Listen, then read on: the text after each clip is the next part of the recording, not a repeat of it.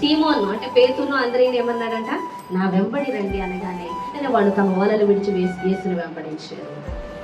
ఈరోజు నువ్వు యేసు కొరకు వెంబడిస్తున్నావా? యేసు ఇచ్చే వాటి కొరకు వెంబడిస్తున్నావా? దేవుడు వెతకమంటున్నాడు, దేవుడు వెంబడించమంటున్నాడు. ఎవరిని వెతకమంటున్నాడు, దేన్ని వెంబడించమంటున్నాడు అంటే క్రీస్తుని వెంబడించమంటున్నాడు, క్రీస్తుని వెతకమంటున్నాడు, క్రీస్తులో పరిశుద్ధతను వెంబడించమంటున్నాడు, క్రీస్తులాగా జీవించటకు, క్రీస్తును పోలి జీవించటకు వెంబడించమంటున్నాడు, క్రీస్తు కొరకైన అద్భుతాలు జరిగించటకు, క్రీస్తు కొరకైన జీవితం జీవించటకు నేను వెంబడించమంటున్నాడు. ఈరోజు మన ఆకలి, మన దాహము దేని కొరకు చెప్పండి. నిజంగా యేసు కొరకైన ఆకలి దాహము నీకైతే ప్రతి ఆశీర్వాదం నీ యొక్క ఈరోజు ఆశీర్వాదాల కొరకైన యేసు దాహంతో యేసు యొద్దకు వస్తున్నారు.